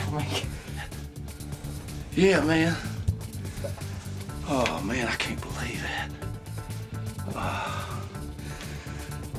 What a turn of events that happened. Man, oh, Lord. I cannot believe I missed that deer the first time. We got him now. I guess I was a little nervous when he come out, and I pulled off of him right to the last. When I pulled the trigger, I knew I did right when I done it, but he went out there about 151 yards, and boy, this Thompson Center, it nailed him right there, right on the money. Oh, it was a great moment after that happened. I couldn't wait to share it with the whole family. Sure it's him? It's him. Big Buck Boogie. Me and Little John, golly, that's all we've been talking about all year. Ever since Little John come up here and started filming, everything we talked about was around this Long G3 buck. And we just felt like the time would be right. And we'd get him together, he'd be on the camera and I'd be on the gun, and it just worked out so it was that way today. That's the reason he's called the Long G3 right there. That's what we've been after right there all year. That's all we've been talking about. That's all, everything we talked about had this deer in conversation. Long G3 buck. I say we can celebrate tonight. What do you think? I say he's gonna make an awesome mount, ain't he? Cameraman, Little John, him and I kind of helped each other through the year. After I shot, he was really trying to keep me pumped up to load again and get another shot at him. Ended up being a 203, and all I gotta say is congratulations, David. It was awesome. I appreciate you letting me be there with you. Found this shed January the 18th last year. It was the first shed I picked up on the farm, and ever since then I've had him in my sights where I really wanted to harvest him. And yesterday afternoon, come out about 150 yards out of the woods, and I got a little nervous and missed him. He run off about 150 yards, stood there long enough for me to reload and make a heart shot on him. It's a deer of a lifetime, no doubt. I'm just thankful I had the opportunity to harvest him.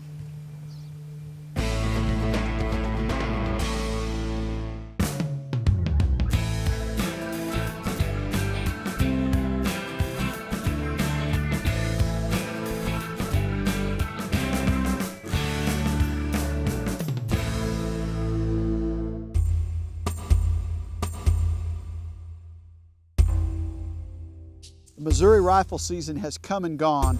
A fresh snowfall blankets all of northern Missouri. I can't wait to get back in a stand and see if I can find one of the bucks that I knew of during the preseason. Man, the does start to pile in, freshly fallen snow, the ideal conditions to actually get a mature buck up and get him on the food source. Look up, there's a giant, and he's limping just a little bit. I immediately recognize who he is. Got a bunch of deer coming in. One of them looks to be a shooter. He's limping pretty bad.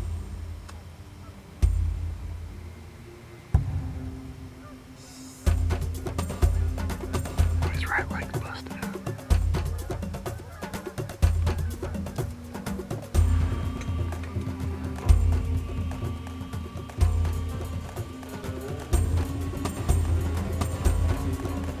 Buck comes out, puts on a show, no chance for a shot.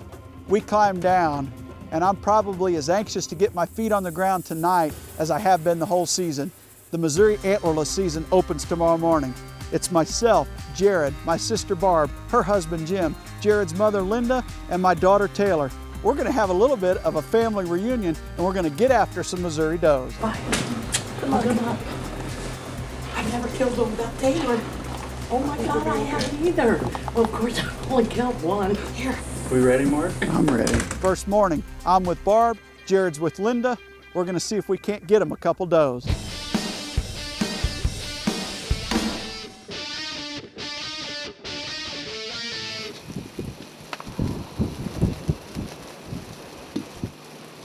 Jared, there's two. It's a doe and a little one. It's a doe and a little one right out there.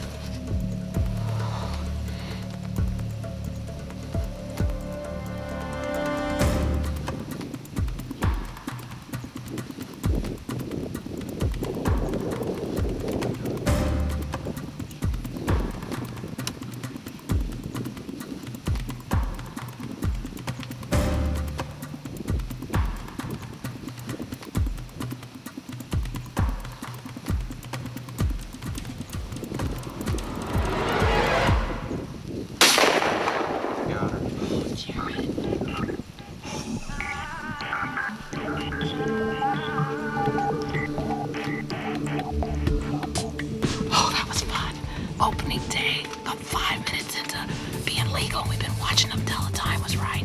Looked like it was right here. Thank you so much, Jimmy.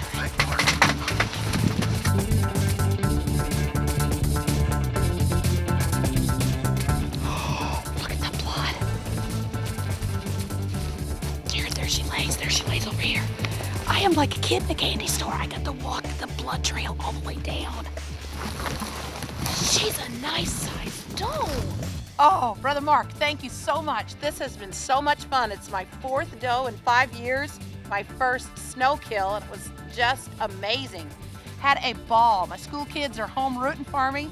Really cold today, but so much fun. We just had a ball. You got a son here, you got a brother here, you got a niece here. It's just family time and fun. I couldn't possibly be doing anything that's more fun than this. This was amazing. Thanks for the memories, Mark. First cat out of the bag, Linda nails a big doe. Barb takes her doe. It took us a few shots, but she finally got the old girl on the ground. Did you get good footage of Barb's? I don't know. No footage of Barb. What happened? I got the first shot on film. That was a miss. And then the second Then shot. I thought it might be, my efforts might be better directed to helping her as opposed to... You want to see her? How far out? How far out? Oh, Barbie.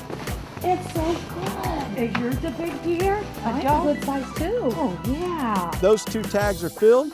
Now it's Taylor's turn. See all the deer tracks.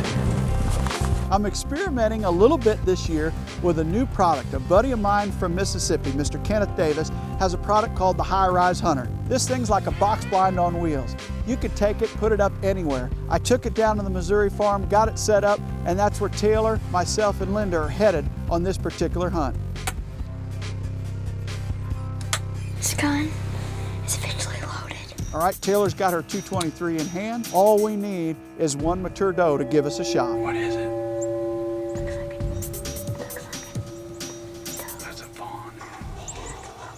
It's cold, it's blowing, it's blustery. Finally, the deer start to move. Here we go. Go fawn coming.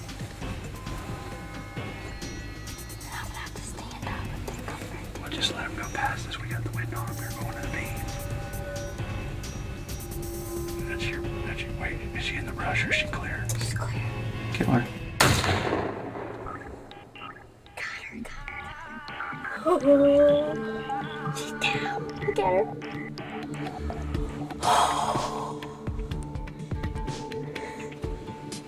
Did you see her go down? Good job, honey. Good job. Congratulations. Thank you. Taylor, man, awesome. Awesome. That happened quick.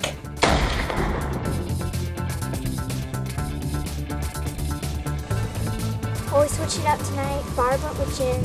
Jared went with Kristen, my dad, Linda, and myself came. We were in an awesome box blind, nice and warm, and this will be my first doe that I've killed in the snow. We're pretty excited, and so just let the work begin now. So now Taylor got her deer. Man, what a weekend we had. I mean, you talk about a perfect setting up there in North Missouri. Again, all the snow was on the ground. We spent the weekend just having fun as a family, enjoying deer season. What a great reason to bring the family together. Oh, I cannot do another round. No way. There you go, we're having fun up there in North Missouri. What a great way to start the late season. Time to get out of Missouri, head for Iowa. Come on, Ice Crisis 07 hits us square in the face. It's weird to say, but I say welcome to paradise. It is absolutely gorgeous out there. If you're a deer hunter and love harsh conditions to hunt whitetails, this is the night. Everything's ice covered, ice on top of snow. It's just a winter wonderland. I'm just giddy with anticipation. Who knows what we're gonna see, but I know it's gonna be a lot of fun. You can see them coming forever. We got a plan devised. Jared's hunting during the second gun season. I'm gonna save my tag for the late muzzleloader season. That allows us to be out there together all the way through to the end of the season. It's always a gamble, but I think that deer is gonna be a giant next year. He's 4 years old. My personal rule is 4 with a bow, 5 with a gun. I've got the gun, so he's hands off for me. God, it's pretty.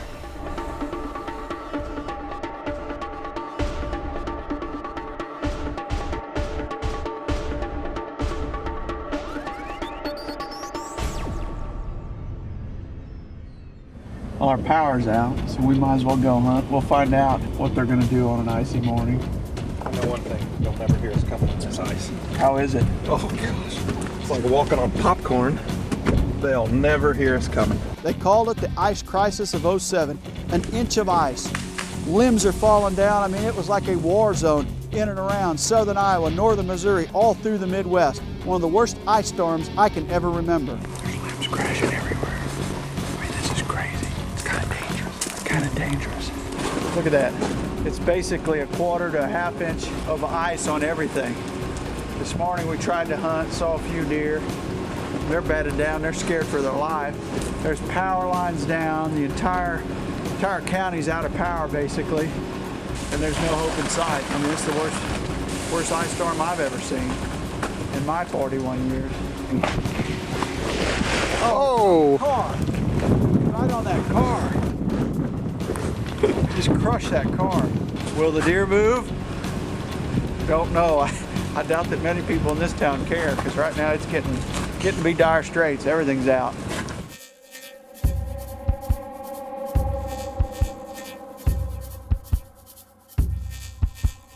The season rolls on for Jared and myself. We hunted morning, we hunted noon, we hunted evenings.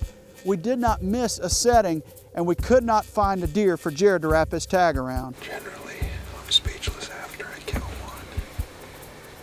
I am speechless now because I have nothing to say about these white-tailed deer.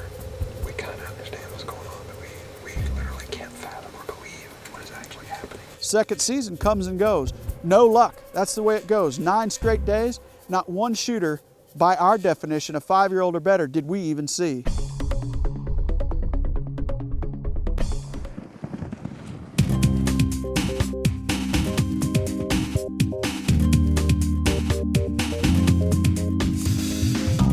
Jared heads back home for work commitments, getting ready for Christmas.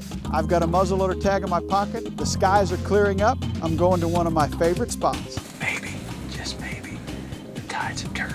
It's 3:30 and we've seen 13 already. Temperatures have warmed up. The deer start to move. All of a sudden, racks start to enter the field.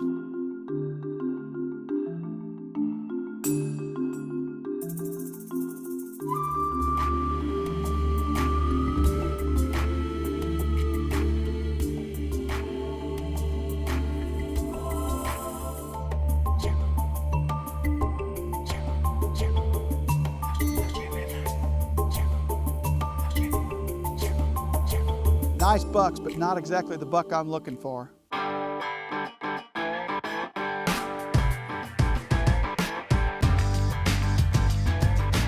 Woo! She's coming down with a 25-mile-an-hour northwest wind. Got the buggy loaded up, heading in. I mean, you talk about the snowstorm of all snowstorms. Hopefully we're not the only ones out and about. Only them big old bucks. It's late muzzleloader season, 30-mile-an-hour winds, snowing as hard as it can possibly snow. The wind chill is below 0. Come on, this has got to get them on their feet and movement. What's it going to take for us to see a mature buck? 1, 2, 3, 4, 5, 6. We got some deer coming in from the south. Got bucks chasing that doe. Tonight wasn't the night. The drive home was literally treacherous. I mean, it has been one snowstorm after another, and these deer just won't move.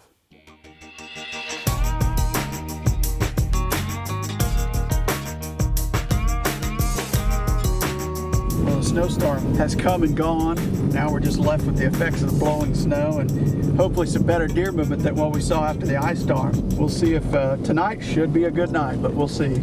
I don't bank on anything anymore because everything that I've thought this week has been blown out of the water. So we'll see if they move, though. They should. I mean, you'd think these big bucks would have to come to food. Should be the fatal attraction. That's the buck we've been waiting on right there. Big mature buck. Took extreme conditions to get him on the food, and he's still not on the food. If he gets in here close, we might try a shot at him. We'll see if he gets close enough. He is a whopper. 22 inches wide, 21, something like that. Big 6-year-old buck, or big 5-year-old, I think. He's coming. He's coming.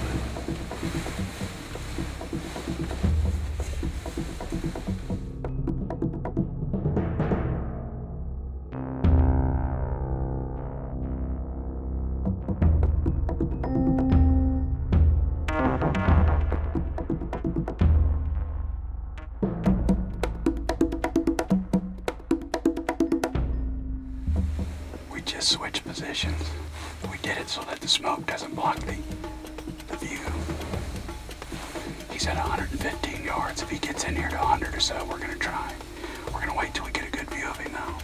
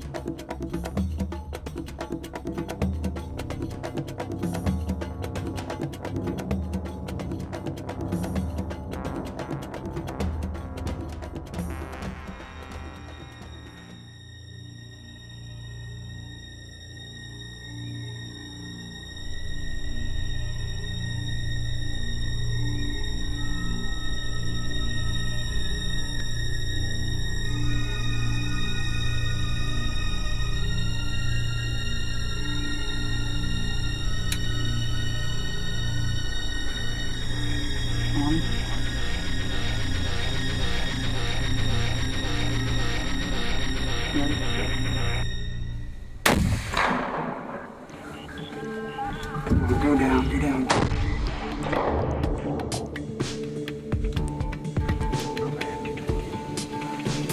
We did it, he came back. Whew. He came back.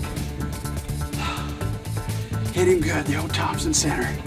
Hit him good and he's laying dead right there. You talk about a fatal attraction. It was fatal for him and nearly fatal for us, man. It is so cold. The wind chills are 10 below. The actual temperature's like 15. It is brutal. But I can't wait to go see that big dog. Big giant deer. Awesome. When you're hunting food, you cannot beat it. You cannot beat it. This is the way to get them out right here. Hey, that is exactly what the doctor ordered right there. That is what the doctor ordered. Look at this big guy. Big, mature Iowa buck. Big, wide sucker. Awesome deer. As cold as it was yesterday, it was even colder today with a 30 to 40 mile an hour wind, which is finally starting to subside. But it was all worth it to get this view and that view right there. We talked about it early in the month that it might be a moon phase issue. Maybe that's why we're not seeing them. And sure enough, we finally get into this full moon phase right where it's rising. It's absolutely perfect tonight, and they were on their feet. What a major cold front. We sat yesterday in blizzard-like conditions and barely got home last night on the road, and here we came back out tonight, finally saw one, and luckily I was able to make a shot with my Thompson Center, and we called this production Fatal Attraction. And it is, whether you're grunting, rattling, using decoys, or sitting over a food plot, there are a lot of different ways to kill mature deer. I don't know that there's any that are more effective than a standing bean field in a really cold winter day. Fatal Attraction, I guess. It was nearly fatal on us. What a beautiful buck. Can't be more proud or more happy. What a great end to my Iowa season. The buck's now on the ground. Celebration begins. Start going back through my mind. Who is this deer? I didn't recognize him when he hit the field. He's just not on my radar. Look through all the different wildlife I can't find him. Start going backwards in time. Have we ever seen him before? Then all of a sudden, it hits me. It's the wide 10 that Coondog and I, 2 years previous, had an encounter with. It's the only other time I've ever seen this buck. He was 3.5 years old, probably a 135, 140 class deer. Coondog passed him, and now 2 years later, he walks back into my life. And on top of that encounter, we also had sheds to this buck. We'd found the same side 2 years in a row. And then here I am, lucky enough to sit behind him when I took him on December the 23rd. You just never know when a buck that you pass is gonna walk back into your life. What a great way to end the season. I can remember years ago opening up North American Whitetail and reading stories by Duncan Dobie. Duncan has been around for a long time. He's one of the premier whitetail riders in the country, and I couldn't wait to get him up to Iowa for a late season hunt. I've been an outdoor rider for about 25 years. I've always specialized in writing about whitetail deer hunting. I started mid to late 1970s, and I was very fortunate to start writing for North American Whitetail when the magazine first started in 1983, I actually had a story in the very first issue. It was a privilege and an honor for Duncan to accept my invitation. Well, there was a buck that a neighbor told me about on a farm that we hunted there in Iowa, and I didn't have any pictures, I didn't have any wildlife eye, and it was driving me nuts. They said this guy was a giant wide 8-point with a double beam. I had never seen him. Once I saw the footage, I was like, man, what a giant. He's big, he's wide, he's massive, he's got that double beam. He's the kind of buck we're looking for when Duncan Dobie joins us for the late season.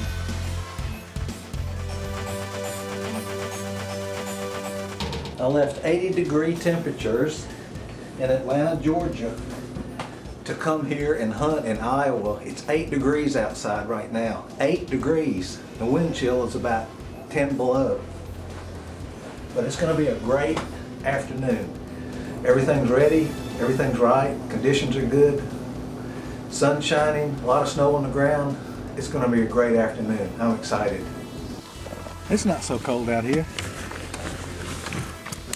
Here we go. Sunny, warm Iowa. January the 2nd. Happy New Year. One day away from my birthday, which is tomorrow. So this is going to be the best birthday present I could ask for. It's a great way to start a new year. I predict a big buck in Duncan's future just ahead of his birthday.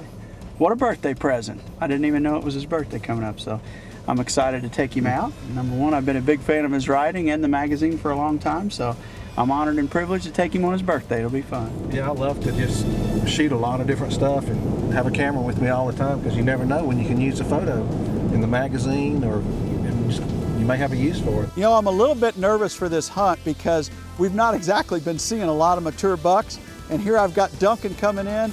I'm scratching my head, where do I go? But the conditions are right, man. I mean, it's a heavy wind, 20 miles out of the northwest the day he arrives. The next day, high pressure settled in. I'm hoping tonight's the night. I'm hoping something comes out onto one of my favorite fields. This is deer hunting at its best. Made it. Mark had a ground blind set up on the edge of a bean field, and these deer were really coming into late season food sources this time of year, and that's really Mark's strategy for hunting this time of year. Home sweet home. Yeah, this is a great view. This looks awesome.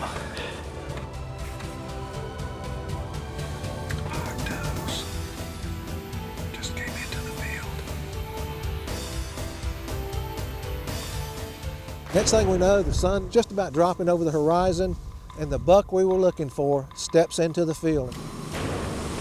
It's a big buck.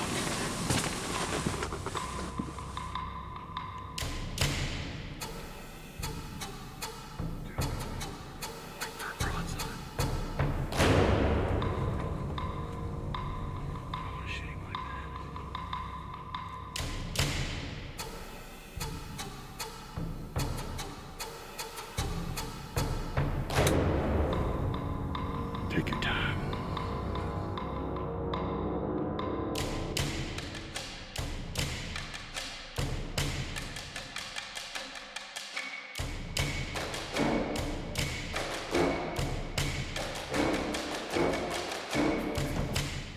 Matt, kill him.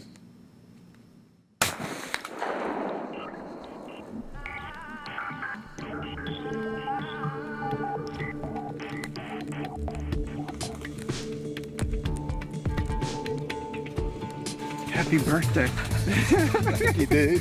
Happy birthday, Duncan. Thank you. One day early, huh? Congratulations. Yes. I'm telling you, that deer's big. This is deer hunting at its best.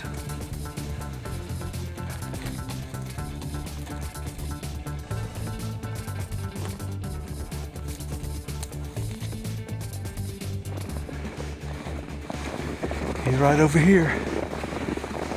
See that big rack sticking up? He's got a wide spread. He's got to be 20, 21 inches.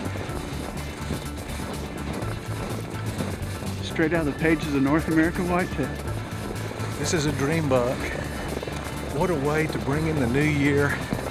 What a birthday present. Well, we were excited. You could see him laying out there in the snow. You could see that big rack sticking up out of the snow. We knew he was real wide. Mark was so excited because this was the buck he was hoping to see that day. So we couldn't get over there fast enough. Look at there, mister. Big body, probably 4.5 years old. Big double beam coming out on the left side here. Not only is this the second day of the brand new year, but tomorrow, January 3rd, is also my birthday. I'll be 61 years old tomorrow.